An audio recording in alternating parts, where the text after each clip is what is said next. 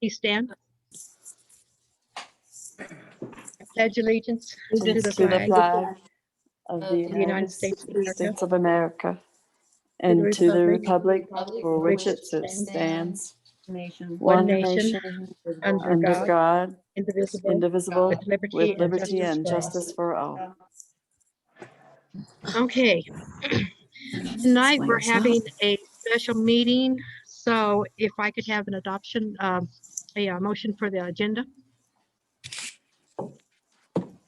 I make a motion for the agenda to Second. be, Motion made by Stacy, seconded by Tammy.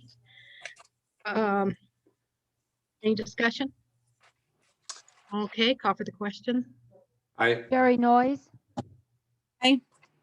Tammy Hooton, Aye. Stacy Hall, aye. Jerry Wright, Aye. Lance McDaniel, Aye. Chris Flaherty, No. and just note that Jack Schuenenmeyer is absent. Jack is excused. He sent me a message.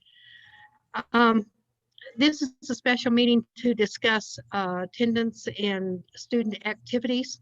Because it is a special meeting, there will be no participation from the community. So if you're listening, that is fine, but we're not opening it up for discussion. So Lori, you wanted to start off? Yes, if I could, board, that would be great.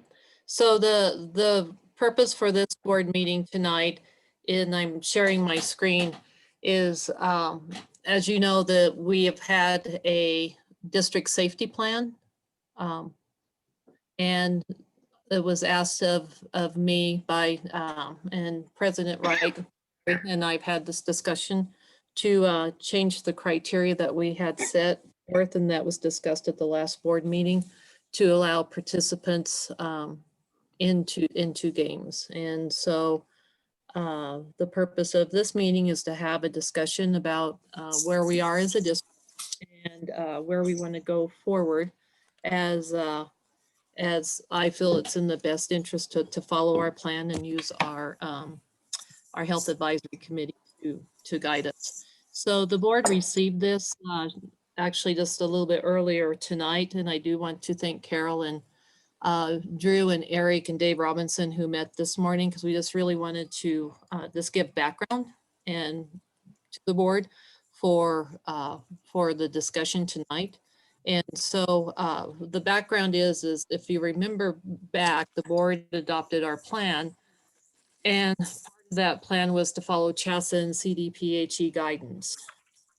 And the guidance is related to indoor sports, and it's aligned to the county's dial, red, orange, yellow, and we now have a purple. The state of Colorado is proposing an updated guidelines, which actually does give a little bit of change and a little bit more latitude, which is supposed to go into effect. That could basically address this issue using the agreed upon plan that we had, because it may allow us to change from orange to yellow, which actually says under the new guidance that we can have participants, which is later on in this slide. And then the league considerations, and I know there's been questions of who's in our league and who's complying. Excuse me, Lori, we're not seeing your screen if you're Oh, sharing. you're not? No, Thank you. sorry. Oh, no. Well, thank you very much for, okay, let me share it. Okay, can you see There it we now? go. Yeah, Thank it's you. coming. Okay. There. There. Thank you. Okay. So let me go back. So this was what I was referring to. And so we do have Intermountain League for an official league for the high school. And so there was an agreement to follow the league's recommendation. So the league recommendations, and this is specifically for the high school because the middle school does not have an official league, is Bayfield, Pagosa, Alamos, and Centauri. And then Durango School District is not in the league, but we included it because we do have an opportunity to play them for an additional game for our students. So on the right side, the original agreement with the Intermountain League was that there would be no participation in the games, the home games, unless the agreed upon criteria was met. And at this time, this is the status of where our league is. Bayfield and Pagosa are still not allowing participants in for home games, but Alamosa and Centauri is using, specific guidelines when participants are in the home games. So this was the guidelines that was presented to the board at the last board meeting. And so if you can see, we are currently in yellow, which says essential workers, and you can see the definitions there. If we go to yellow, obviously it gets better. And then, blue and green is definitely where we want to be, because it means that our COVID cases are definitely decreasing and at a good place in our community. So currently we are at orange at this moment in time and for our conversation tonight. Again, they are looking at a redesignation of these guidelines. So basically at this time, it's the essential employees that would need to be in the gym itself for our students to play, because really our overall goal and priority is to have the students play and continuing that opportunity for our students. Anticipated changes to the dial that you probably have been hearing about is move from a 14 time frame for measuring indicators to 7 days. That's highly significant. And if you'll notice, the incident bands and cut points have changed. So red is greater than 500, orange is 3 to 500, and yellow is less than 300. And then the change of positivity rate is less than 7.5%, where it was 10. So this is a significant change. And then orange also has a significant change from 15 to 10%. Where we currently are with our county per the COVID dial to the proposed changes as of today, on the 14-day occurrence, we would be designated yellow. The incident rate would be classified as orange, and so the hospital rate would be yellow. So, and if you remember back to the guidelines that we have with yellow, we can have participants in the home games. So some of the considerations as we go along in this discussion tonight, and this was with feedback from our AD, is, what is the game management going to be for participants? Managing participation issues that neighboring districts have experienced of basically community members not following the guidelines of, say, like 2 tickets per player, but just basically coming in and not adhering to the school district's protocol. Equity activities for equality. As we have this conversation tonight about sports, then we need to equally have this conversation for our other activities, such as band, drama. Absolutely. Yeah, for sure. And then the other consideration is how to deal with the mask requirement during home games and at the door. So this is the basketball schedule that we have currently. And so you will see the highlighted areas from Dave Robinson. These are our home games. When our JV team plays, they are designated for the Ox Gym, and the Ox Gym does not meet the requirement at all to allow to have participants in the Ox Gym. So we would be talking about the main gym at the high school. And so that's February 4th and 5th. And then if you look down, starting the 16th through the 25th, we do have home games consistently scheduled at the. And then our wrestling schedule, if you'll see, we have February 13th that we have a home meet. And then February 27th, we also have a home meet. The middle school, because I know middle school is part of this consideration. We have boys basketball February 9th and the home game with Ignacio. And then we have February 23rd and March 2nd for a home game with Ignacio. I do need to tell you, as you know, we go into this discussion that some information was shared from the athletic director or from the middle school administrator that led me to call to the superintendent at Ignacio and just asked him the status of the game next week and if we had participants in the stands. And what Dr. Rochero said was that right now the games are intramural and we have unofficial referees. And he said that when our students were at the game last week, that they were very disruptive and they were not compliant with the mask, wearing the masks inside the gym. And so in order for Ignacio to come over, we have to have official referees for this game. And if there are participants in the gym, Ignacio will not be coming. So that's the status of the game for next week at the middle school. But then we have 2 girls games, February 23rd and March 2nd scheduled. And then with this, the middle school and high school administration has asked to be able to report to the board. And so I'd like to call on Eric Chandler at this time. Thank you, Lori. First of all, I just wanted to make sure that I give a big thank you to Dave Robinson, who's actually running a basketball game right now, the girls JV game. So he's on listening, but he's running the clock. So hopefully he's not paying too much attention to what we're doing. But I want to really point out that he's done a great job of getting everything together.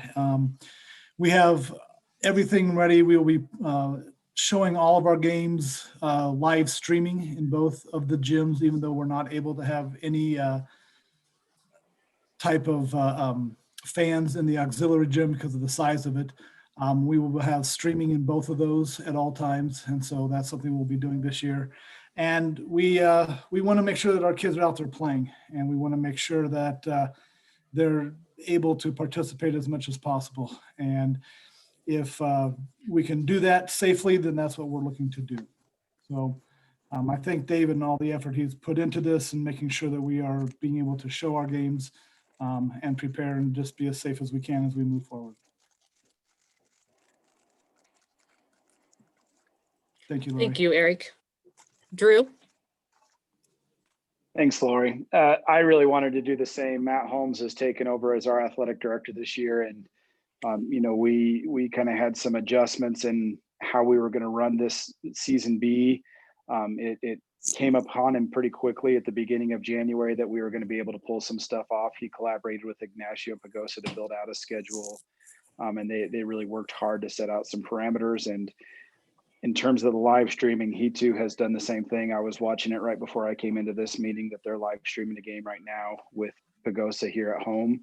And he's just worked really hard to bring us into these things that we've never done before with live streaming and this adjusted schedule with all the accommodations for the health regulations that are there. And so I'm very thankful for him to do that and just the work he's put forth to make a season happen and, you know, to really work to make sure that these kids get an opportunity to be on the court. So I just wanted to say that. And I would just like to end this background information for the board just with, you know, I know that COVID has been very difficult and everyone is really tired of it and we want to move on. But the first priority is the students and the staff, and our safety plan was developed that way. And the guidelines that the middle school and high school had created is also some of the same guidelines that is used in some of the districts in our league. And really, and I totally respect participants being able to attend when it shows that our community level is at a safe level. And the reason why we've been able to keep our district open when a lot of other districts in the state of Colorado have not, has been because we've been very thoughtful with the priority on trying to have all our safety measures in place and really limit the external community members coming in. And I do recognize, and I was a sports parent, and I'm a proud sports parent, but when I had a meeting with the CEA last night with the teachers, and they are doing coverage for teacher to teacher because we do not have enough subs that are willing or feel comfortable coming into our schools to cover classes. And so our teachers who are already overextended, overly stressed, and they're covering additional classes so they can keep that class open. I cannot in good confidence,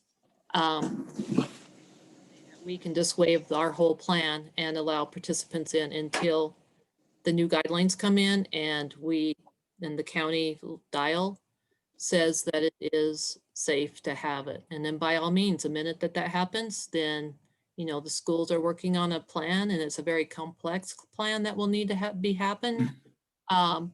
We will definitely do it. But I really have to speak for the staff and also for the students so they can continue to play. Because if we have one breakout and it's a cohort in a participants game, guess what? Our students for that game, for that team, is now quarantined in a very short season. So those are the reasons why we are here tonight to have this discussion at the board level. Thank you. Thank you, Lori. Okay, does anybody have anything to say? I have one first question. In the beginning, it looked like we were going under the CDPHE's guidelines of gym and fitness. Have we changed that to indoor seated events? Yeah, and I can answer that. The basketball committee has clarified that for the state. CHASA has, and they said that that's what we should be going by. It's not by the gym and fitness, but by indoor seated events. Okay, thank you. Does Yes. that open it up more or less? It opens it up actually a little bit more in the yellow and green levels. So it closes it down more at the red and purple levels, but it opens it up more at the yellow and green levels. And at orange, it doesn't, I don't know if it has any change. I'd have to double check that. Okay, What is the timeline to be going to yellow? Lori, has that been mentioned? It's proposed that this change will go into effect next week, Tammy. So And if we the- reflect when our schedule is for the majority of our games, then it would not affect the majority of our games. I believe it would affect, depending on when this goes into place, would be a game that was just added at the high school level on Tuesday. And then obviously it would affect the middle school intramural game, but it really doesn't because of the stance that Ignacio is taking. So I do foresee this working itself out using, you know, the scientific information we have. And then also, you know, our health advisory committee, that has been a very high leverage. And we do have a meeting with them tomorrow, which we have 2 board representatives at that meeting. We have Sherry and Jack. Thank you. anybody else? I just have some questions as far as the Intermountain League BIMS that we have one of the biggest gyms in our district. Was that not going to be factored in with any of the criteria?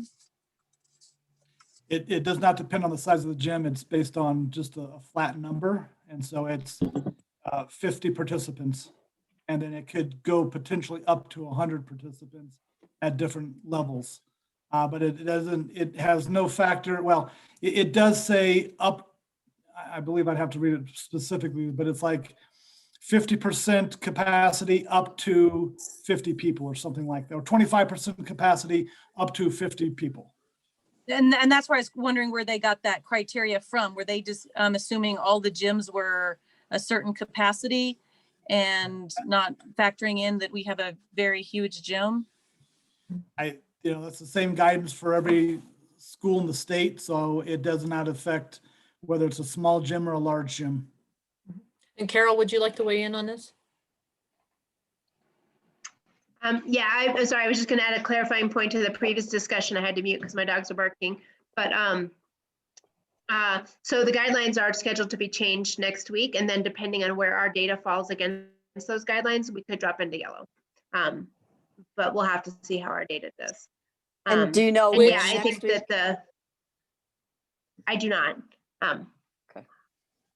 And I do believe that the number of participants goes up with the new guidelines too. Am I correct? It does. So with yellow, it goes up, I think to, in the proposal that Eric and Dave put together to 50, allowing 50 spectators in the gym. That is not included in the original number of team members and coaches and everyone. Yeah, that's in addition to the essential personnel. Well, I have a couple of things too. I think I talked to Bert Borgman, and he stated to me that it is up to us to decide what are considered essential people in a game. What is it going to take to make a game happen? And obviously, you've got to have officials, you've got to have table people, and you've got to have the administrators. Table people are considered officials. Your book person is an actual official. They are required to wear an official striped shirt, and they are considered officials. So in my eyes and in my interpretation of essential players or essential people, all of those people you have to make a game run. You can't run a basketball game or a wrestling match without those people. And those people should not be counted against your 50 people that are participants. That is correct. They do not. Okay. So we're talking about 24 parents, 2 parents for each student.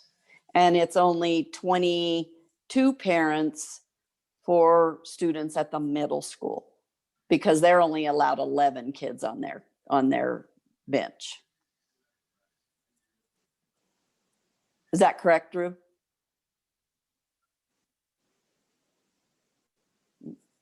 That is correct. Sorry, I was muted. Okay. I've got kids in the background barking.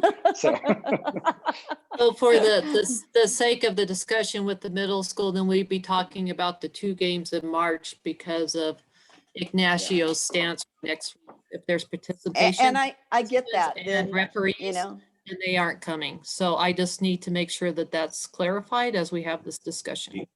well, and I think we need to reach out to Dolores or Mankus, someone to at least give those kids a chance to have a home game with parents in the stands. Dolores and Mankus are both allowing people in their stands, so I'm sure that they would not be against coming over here and playing, and us having 24 parents in the stands. I can speak to that personally. I know that I reached out to John McHenry and Heath Showalter early in January when we kind of were coming back and having this, and they said that they were booked up with their league because their league actually is functioning in the middle school level and their whole league is open. And so they were not open at that time to the idea of having games. That was, granted, that's been almost a month ago now when we had that conversation, but I can say that we did reach out to them in that effort, and that was our original plan, was just to look locally. And that didn't work out, which is why we expanded it out to look to Pagosa and Ignacio and just open it up to our league. So, Okay. I had spoken to John earlier, and he had told me that they would like to play the middle school too. Okay. So That's I mean, different that from where was- it was a month ago. Yeah. Yeah, and this was like 3 weeks ago, so, or it could have been about the same time, Drew, Okay. easily. Definitely worth a conversation, Drew, to have with those other two school districts in the event that the board moves that and takes action, to allow spectators and understanding that Ignacio would continue to hold their stance, which is kudos to them. But as long as we have Plan B, Cs, and Ds in place.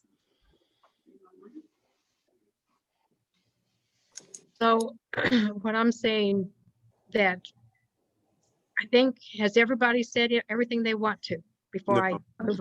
No. No? Ma'am. Who said no? Chris, go ahead.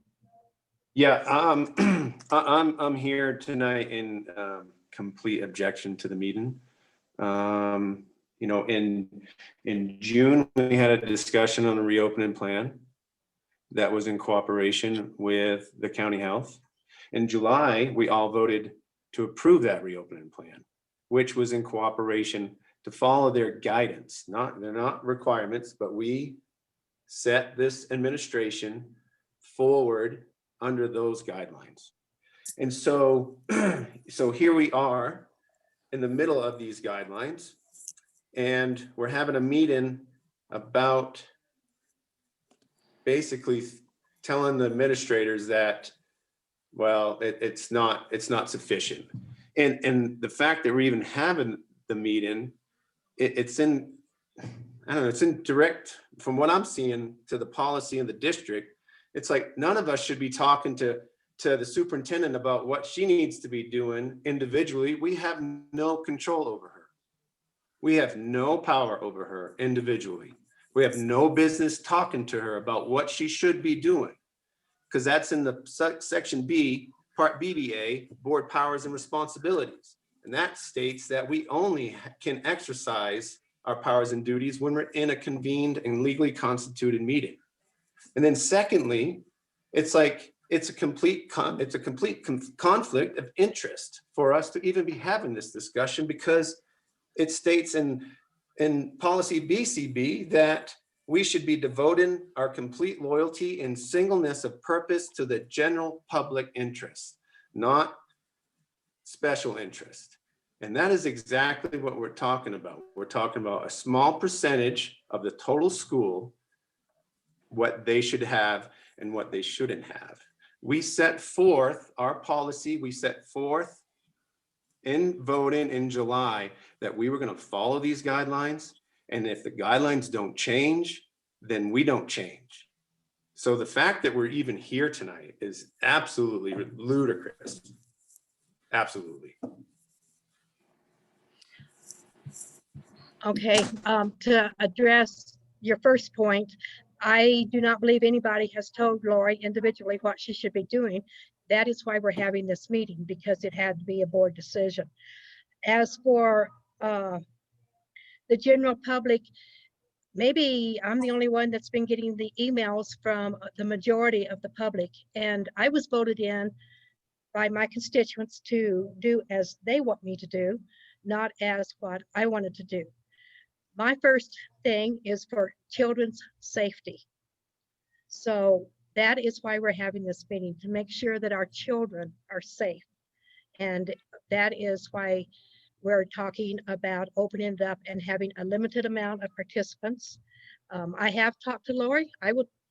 Because I am president, I've talked to her and she's told me about these guidelines going to change. I also told her that it had to be a board decision, not mine. So anybody else have anything to say? I would like to say something. Okay, go for it. First, I agree with Chris. Second, I'd also like to bring up the point that the reason that we are approaching yellow and possibly being able to change to yellow is because of what the county as a whole has been doing to protect themselves. By wearing masks, by social distancing. And I believe that just because our numbers are lowering is no reason to throw open the floodgates and start running around like nothing is going on. So I agree with Chris on everything he said, and I also think that when we go to yellow, sure, let's consider it. But until that happens, and if it might happen next week, that's not a guarantee. But I think that the reason that our numbers are going down is because more and more people are following the guidelines. Now, I will also say that I had the chance to drive by 3 schools this week when they were letting out. And yes, they were outside, but the amount of parents picking up their kids and the kids when they get out of school are not practicing social distancing. They're not masking. I would say less than 40% of the parents picking up their kids were masked. I don't believe that there's any enforcement that can be done, and that's what scares me in the gymnasium. If someone comes to the gym, wants to see their kids, walks in and takes their mask off, what's going to happen? And you ask them to leave.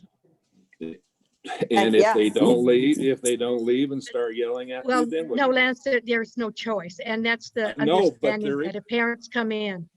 So, okay, anybody else? I'd like to just add something to what Lance said. I have a monthly CEA meeting with building representatives, and I had mine last night.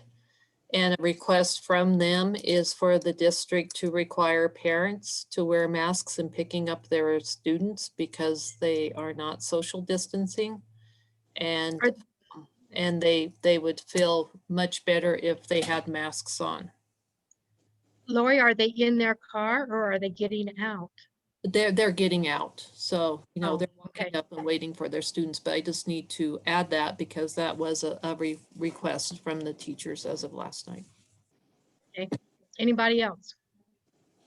I would just like to agree with Stacy. We're asking for 22 to 24 parents at the home games. This is not unreasonable. We have a huge gym in both schools. With what these kids are going through right now, the least we can do is allow them to have some parental support while they're on the court, while they're on the mat, on the field, wherever they're at. I am all for, you know, some safety, but I'm also all for what are we doing to these kids by not allowing this, by allowing them with all the mandates that they're having to go through and try to learn and live life at the same time is a lot. And they're not asking a lot by wanting 22 to 24 people in a gym. And I can almost guarantee you that those parents will sit there with their masks on. They want to watch their kids. They want to watch their athletes. So I'm Absolutely. a big advocate. I totally agree. I can guarantee we're not going to have an issue with those parents. Those parents are fighting way too hard to just get in there and watch their kids and support their kids. And one thing to Lance's request and to CEA's request is we're taking our kids outside, or they're taking their kids outside on a daily basis for mask breaks. So those kids are outside on the playground in the front without masks on. I'm having a really difficult time having them say that they'd like to have parents have their masks on. Those kids are interacting with those parents when they go home, when they go to Walmart, when they go to City Market. I'm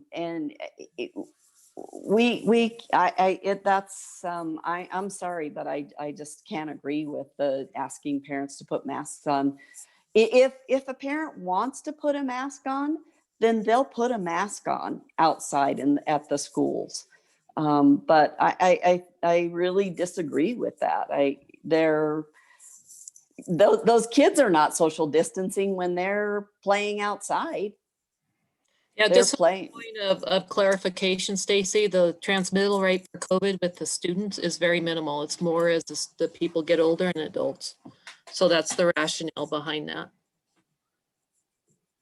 Okay, I would like to just say something that Go ahead. And we understand that the number is very low. Part of the problem that we have is the inequity of not allowing JV players. You know, how is it fair that a varsity player gets to come in and see a parent see that when the JV doesn't, or we can't allow the band or ag parents in for events like that because the numbers are too high with those. So that's where some of this is coming from, is to the inequities of even within basketball of having differences between the JV and the varsity level. I don't understand why we can't play all those games in the main gym.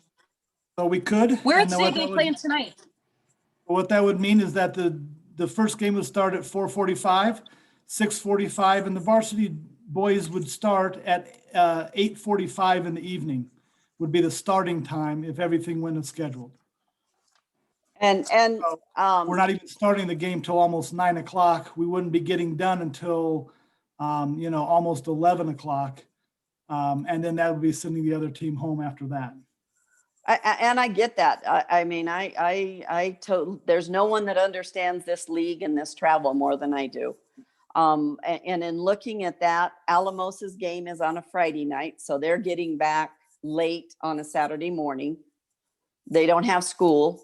Centauri's game is on a Saturday night, so they're going to get back late on a Sunday morning. We're playing Centauri on Tuesday night, and we won't get back from Centauri till 1, 2 o'clock in the morning on a school night. So, I'm not, I can't agree with that.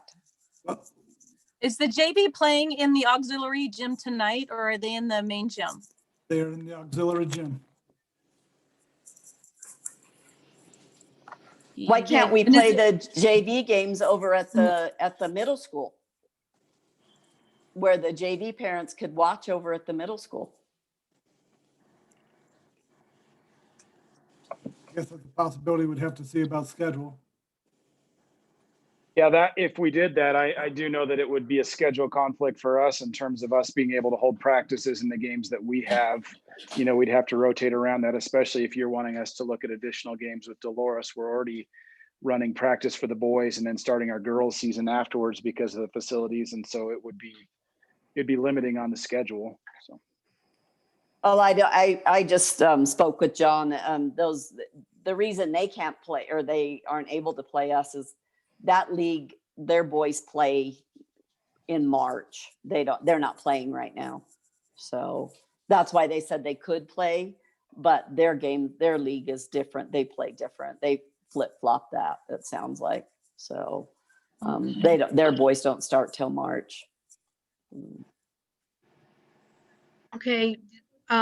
Lori, do you feel in your gut that we will be yellow next week?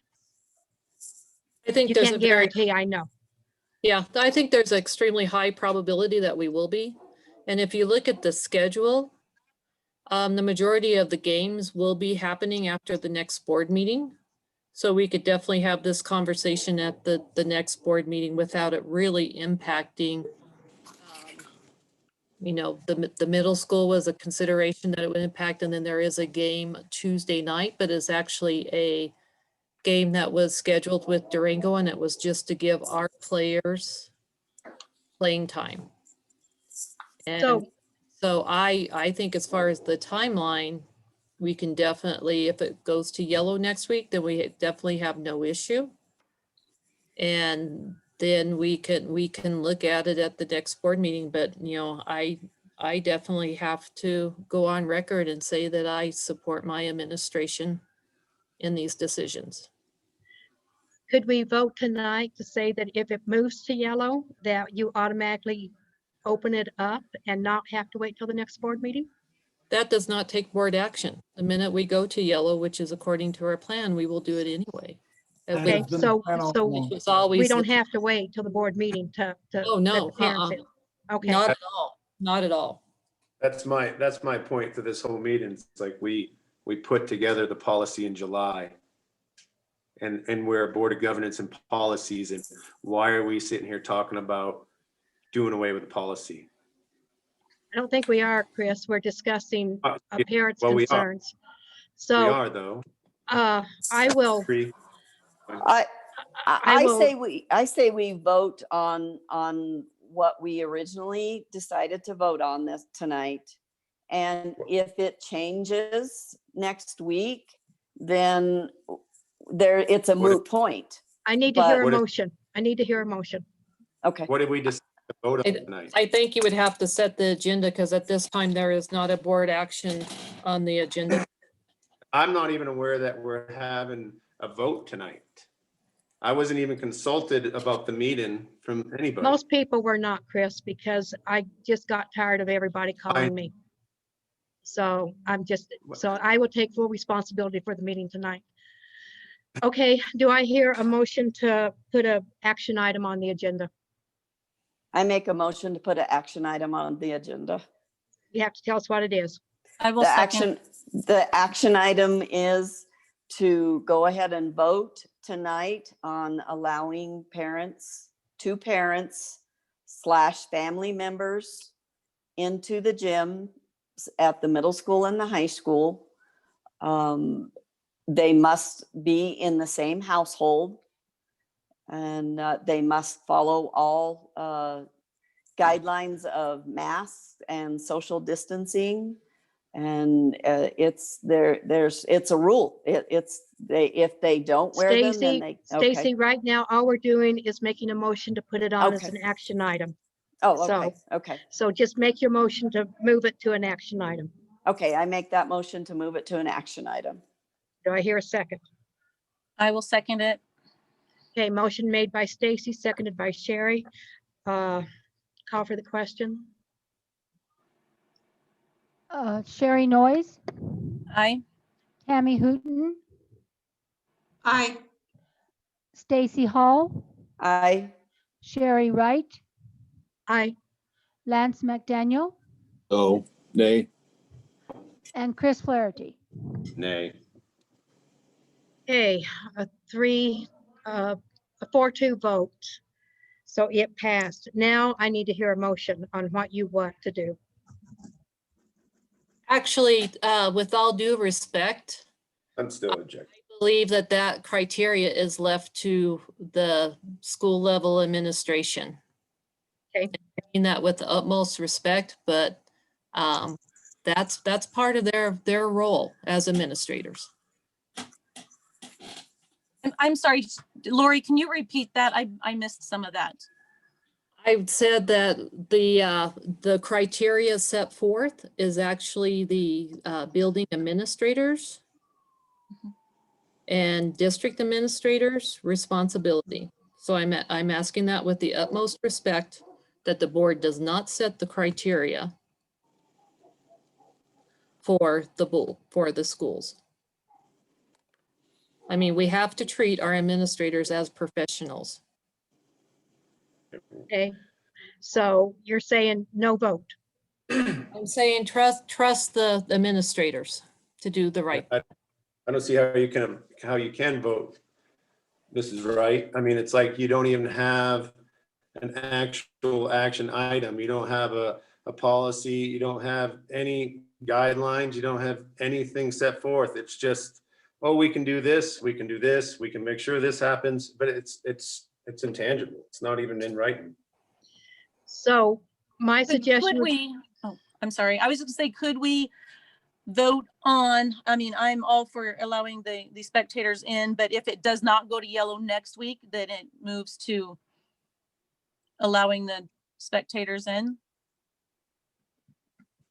That's what I say. If we don't move to yellow next week, then we vote to allow the spectators in effective Monday. Lori? I'm not sure that gives administrators enough time. You're talking about Friday for the administrators to have time to get this in place with, or they work the weekend, and I think they need additional time. My request to the board is that it would go into effect, say midweek. And what do they need to do Do to we even get the have any tickets? games on Monday? Do we? No, No, there's no yeah, games on Monday. That's just what I'm saying, effective on Monday. And there are no games on Monday. We can just make it effective Monday.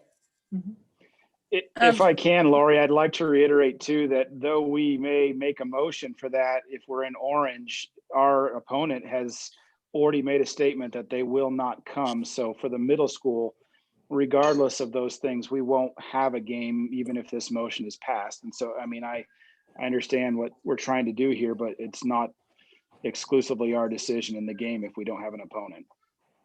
You're right, Drew. And I Ignacio has understand already that, said yeah. that they're not going to come, period, if there's spectators in there. So, Which gets rid of 2 games for middle school. No, it's just one, Mrs. well, Wright, Two, Two of the 'cause remaining 3, because An the A girls and a have a B, game yeah. against Ignacio as well. right. Which Okay. will probably be the same thing for the girls' game, depending if we're in yellow, then Ignacio will come. If we're Okay. orange, I- they will what- not come. I just have a question. What do we need to do in order to be ready for these spectators? What needs to be done?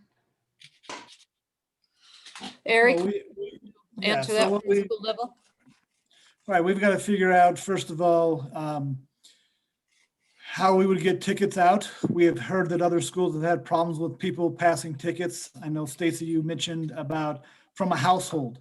That would be 2 people from a household. So does that exclude a parent and a grandparent because they don't live in the same household? You know, Yeah. now we're talking about, you Yes. know, it's a whole different situation, you know, on who's allowed. You know, we're talking about families that have step families and 2 tickets, then that would just go to the kids and figure that out. But we would have to develop the tickets, get that put out. We have to get table workers to run the doors. We've been told that our table workers, a lot of them who normally volunteer, will not volunteer if there's families coming in from the community, if they're spectators. So we have to figure out how to run that. We need to figure out how to deal with the situation if they're not wearing a mask. And we've requested that that we pay to have police officers there to help us with that, because at other schools, families have just walked straight into the gyms without stopping, without doing anything like that. And so there's a lot of little details of how is that going to work. So those are some of the main things of just trying to figure out the coordination of getting that out and making sure that we can do it in a safe manner, because we have not allowed anybody from the community into our school this entire school year. So we'd have to figure out how to do the safety checks. Anybody coming in, we have to take temperatures. We'd have to make sure that we got names and addresses, because if somebody were to come up as positive, what that means is that everybody in that gym who is there participating would be on quarantine, and the whole program would be shut down for a 10 to 14 day period, which at this point would pretty much end the whole season. Because we're about a third of the way through. So that would, in essence, almost end the season. There would be maybe 1 week left at the end of the season with that.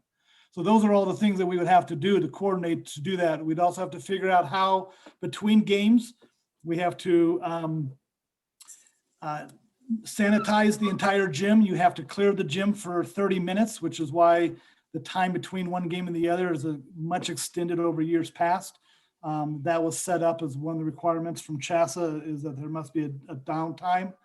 We would then have to figure out how to re-let the next fans in, because fans would not be allowed to come in and stay from one game to the next.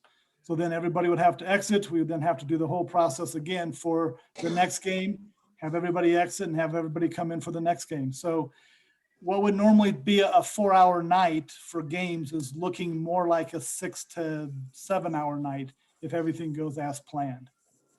So those are some of the. I would just say you're kind of underestimating the cooperation that you're going to get from these parents.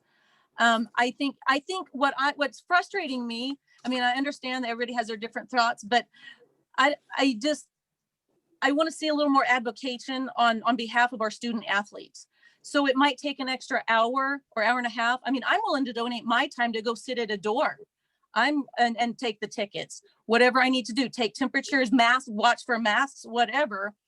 I don't need to be there. We can let a parent do that so that they can be in there watching and not taking a spot or something. But I think that I think if you wanted to make it happen, you could get this figured out, and we have all the COVID funds to help, with the cleaning and whatnot, things like that. So money shouldn't be an issue. But I just think that, 1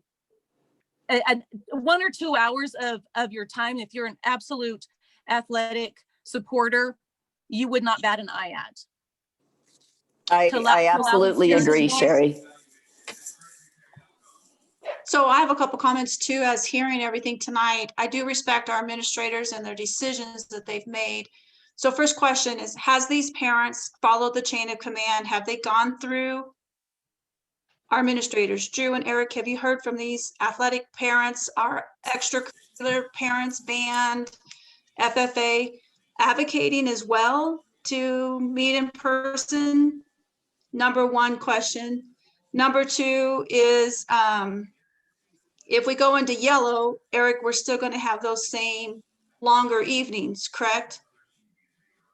Well, Where with the there's two more, gyms, a half you hour in know, between cleaning times? as we had set up with the two different gyms, it would not be as long a period because you're running two games in the gym, not 3. But you still wouldn't be able to run in the auxiliary gym because there's not the social distancing that's required in the auxiliary gym. That's the point. Without fans, you would be allowed to run in the auxiliary gym. But that's my point, is that if we're running in the auxiliary gym, there wouldn't be fans in there. So to move that over, that's what extends the whole day from Right, but just a 2 game to a 3 game. But if we're in yellow and we're using now the auxiliary gym, you still wouldn't be able to use the auxiliary gym because there's not 6 feet between the court and the fans. So because you still have to have the social distancing, correct? Correct. So you still wouldn't be able to use the auxiliary gym even if we went into yellow. Right. If we had participants for the JV.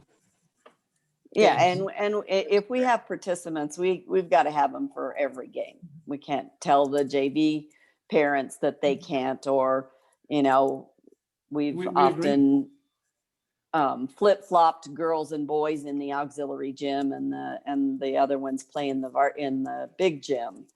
You've got to have all 4 games in the main gym, whether we do this now or whether we do it when we go into yellow. All 4 of those games are going to have to be played in the main gym.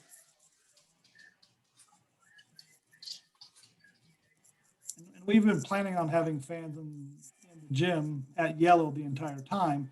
We just haven't been at a point without these changes to the COVID dial, we were going to be quite a ways away from doing that. That's why we have thought about it and talked about it, but haven't gotten the details worked out, because this just came about, was it a day?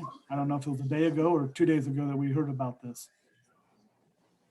You only just heard about the changing of the dial, or the Changing issues of the that dial. the parent. Oh, okay. Changing Okay. the dial, which has accelerated this whole thing. We've planned all along at yellow that we would have fans in the gym. That's always been the case, but we've never been close to that as a county until this change of the dial. So that's why it's accelerated this whole thing. Okay, and I still need to hear a motion. a motion for, Motion for I what? I still, thought we were in discussion. Do you have something else to say? I'm receiving messages. There's people out there that are willing to volunteer to help at the door and help at the scorer's table if they're not able to find staff that's willing to do that. I think we have a public that's willing to make this work for our kids and for our school. And I really think that I think we can make it happen. with volunteers and other people. The other thing is I don't think that Tammy's questions have ever really been answered yet. Now, my first question was, has the parents gone through the chain of command? Because as the board, if the parents weren't satisfied with their chain of command, going to their administrators and going to Mrs. Hockness, the superintendent, then yes, board, we would have the ruling here if it has gone through that way. And I'm just asking, has that? Drew, Eric? I can say I've received, and I can't speak as to all that Matt has received as our athletic director, but I've probably received a half a dozen to a dozen emails this week. But I think, if I'm not mistaken, every one that I've received was addressed to us simultaneously, along with the superintendent and the school board. It wasn't sequentially done. It was all in one fell swoop. Thank you. I will echo that. I was included on the board email. I had one phone call and I responded and haven't heard back from that parent yet. Right, because as a board, our first comment to our community and our constituents should be, have you Chain of followed the chain of command. command? Have you gone to the administrators? Have you gone to the superintendent? And then the board would then come into play. And understanding that, you know, we're still in unprecedented times, we're still in this unfortunate pandemic of the COVID. We're all trying to find our new normal and how that all fits in play. We're all still trying to learn how to be parents and attend our students' athlete games, our FFA events, our band. What Cortez is known for is all these events. And as much as I'm all for that, for sure, is to get our parents involved with our students. I do want them safe. I want our staff safe. I want our superintendent safe, Drew and Eric and their staff safe. So I just want to make sure, I just had to get that clear that, and it sounds like chain of command was done in bulk, not the sequential as we would normally have done, but to use a word that I'm truly not liking to hear anymore, but we are in unprecedented times and things do change. What we had voted on in July, I was one of the vocal components of our safety plan that we've put into place to know that it's going to be living and breathing. It's going to change because COVID has, in the blink of an eye, on some given day, has changed 3 or 4 times in the scientific world because of new findings and whatnot. Hence why the dial's being changed around, and to respond to the fact that our community is listening and they are following the mandate. I'm not a huge mask wearer, but I wear my mask when I'm out in public. And I see that our community is doing that. And that would definitely would have to continue in to keep our kids playing. And the whole bottom line that I've heard from community, our board members, our administrators that are with us tonight, we want our kids active. We need our kids active. And my heart is to have our parents in attendance, but our kids need to be active because they are in the lower risk of transmitting the COVID. And I think everybody would agree, at least for all of us to agree, we want our kids active, right? Oh, Absolutely. We want them Active and active, right? Exactly. We know that that needs to help them be healthy. So that's basically all I had to say was we want them active and do the right thing for everybody involved, for not just the athletes, but everybody, band, choir, you know, what we can do, drama, you know, we all miss these events and we get it. We have 14 weeks of school left. Let's keep our kids active. There's a good is part of the population as well, Tammy, that doesn't participate in extracurricular activity that needs to be done too. We need to keep them in. I'll hate it. Keep them in school. And I just think, for me, when we all voted in July, we all voted yes for the reopening plan. All of us did. This was part of following the guidelines, and it wasn't following rules. It was where we got partnered with the health department, you know, with the hospital, and we worked in cooperation with them. and make sure that we're operating in the guidelines. And so allowing the participants right now would be operating outside of the guidelines. So we've gone this far into school, and we have to represent the entire school, not just those who choose extracurricular. So I just think it's a bad idea, personally. I think hopefully things change, the guidelines change, and then we just keep going, because the guidelines change, and that's what we agreed to. That's what we voted on.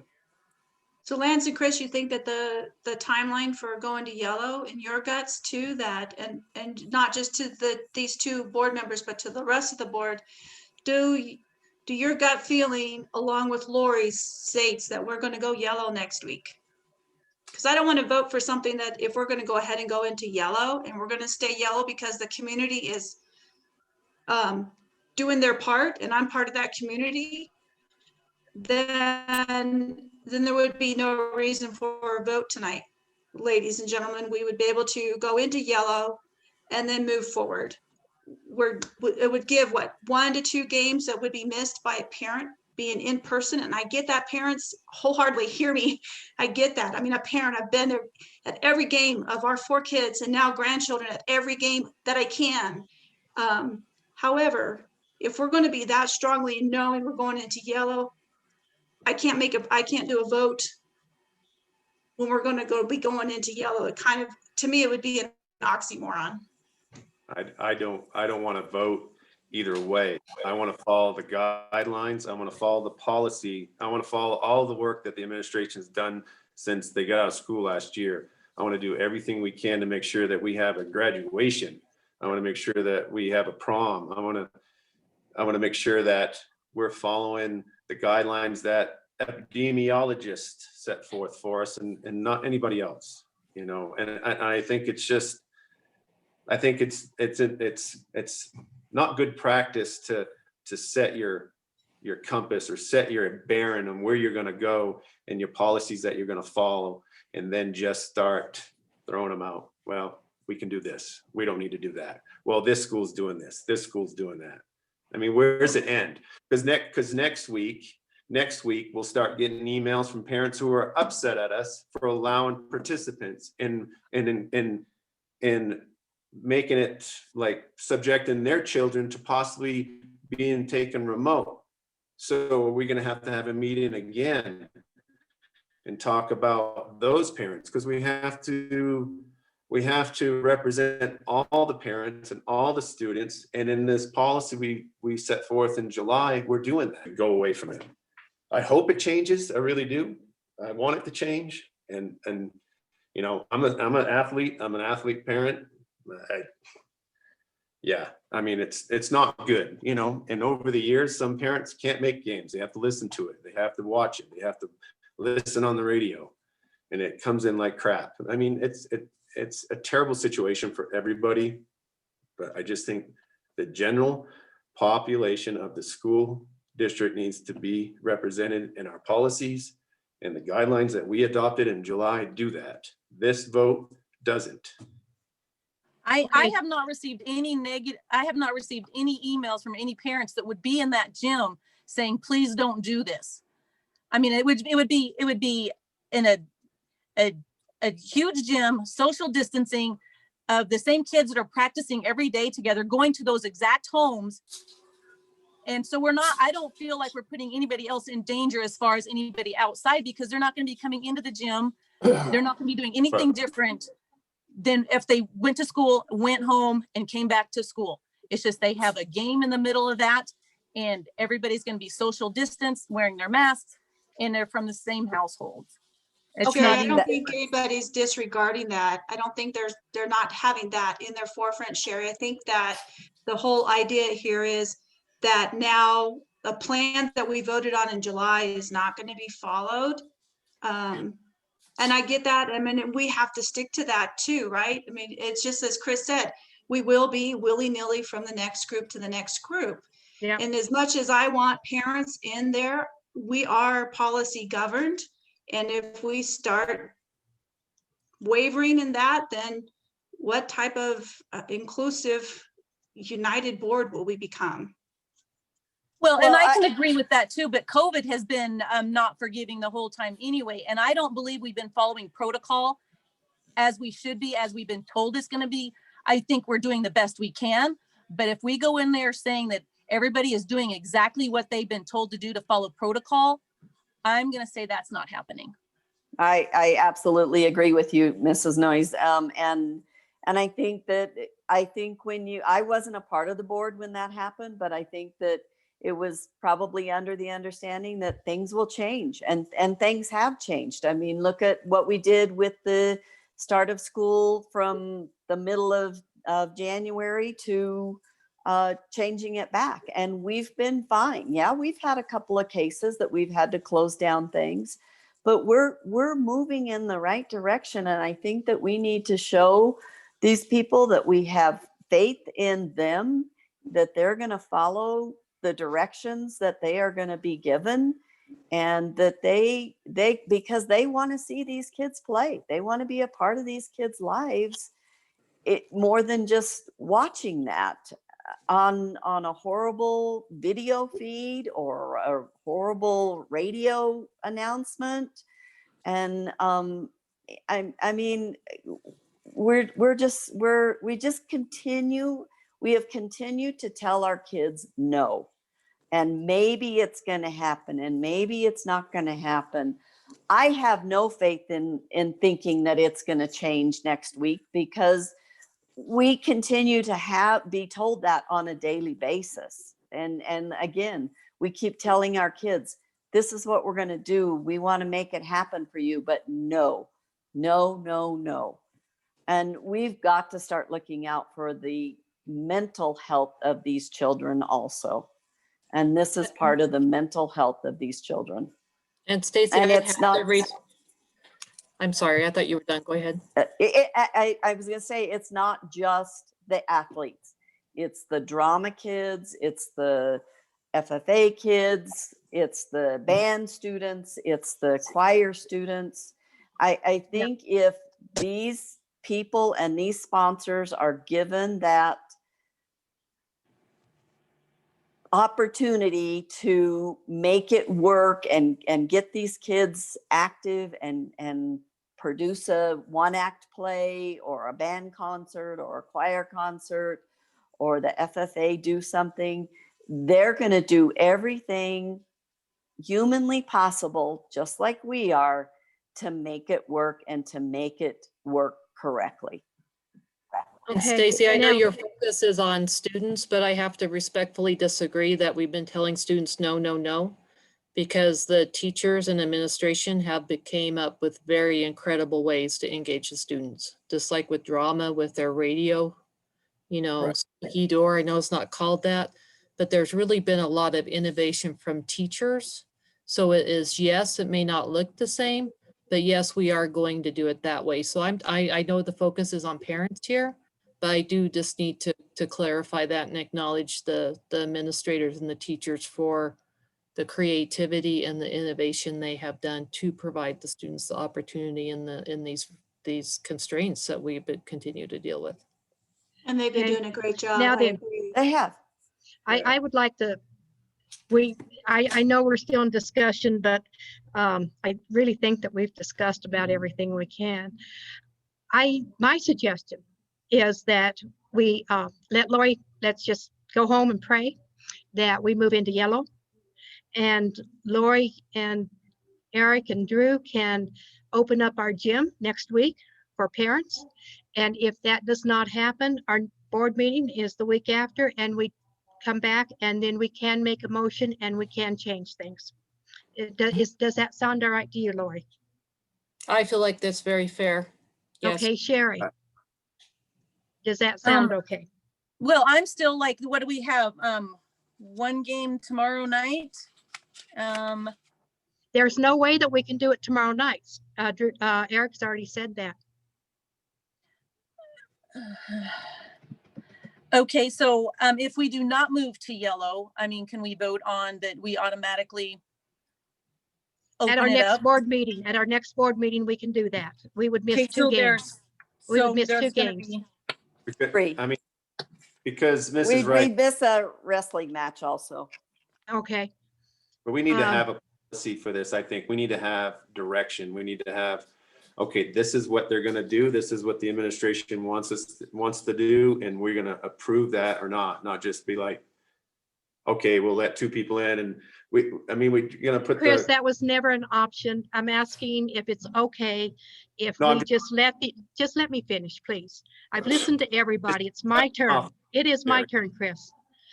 I have asking that we let the administration make the decision that we're yellow next week. If we do not turn yellow at our next board meeting, we will come back and discuss it with the administration, with Eric, with Drew, and with Lori again. Is that okay with you as a board? I know it's not what we want. I'm like you guys. I would like to say, yes, we want two people in the gym at every single game. But at this point, listening to what Eric's had to say on the things that he's going to have to do to be prepared to let people in, I would say that next Wednesday's fair. And if he needs board people, I will be there. I can help monitor and do things.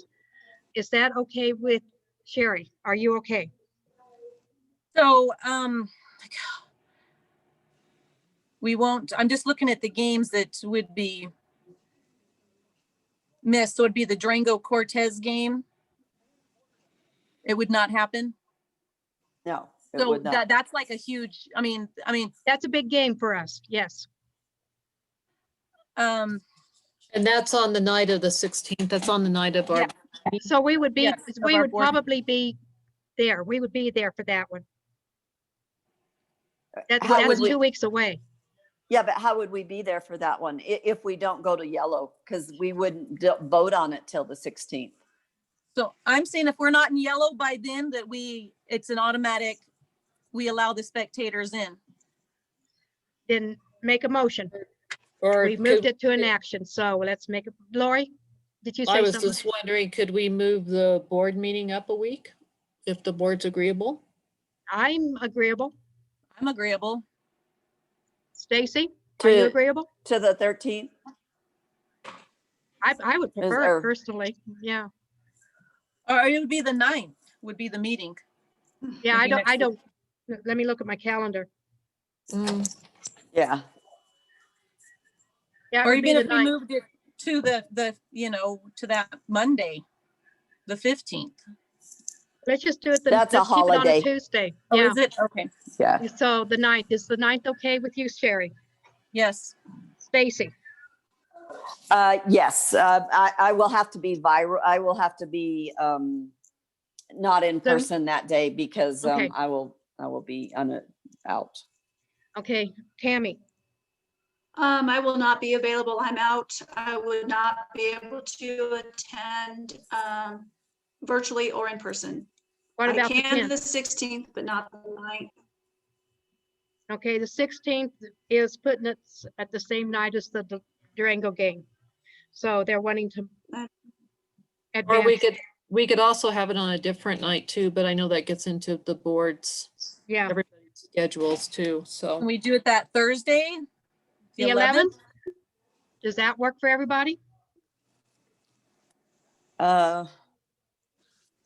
I can't say yes or no. I'm going to be out of town. My mother's having major surgery in Grand Junction, and it's on the 10th, and I'm going to be Okay. her caregiver that day for Right. a couple of weeks. Stacy, Okay. could you attend remotely? Because we do have a policy on being able to attend remotely. I just don't know. It's just going to depend on how she is because she's having surgery on the 10th, and she may Okay. not come home until the 11th.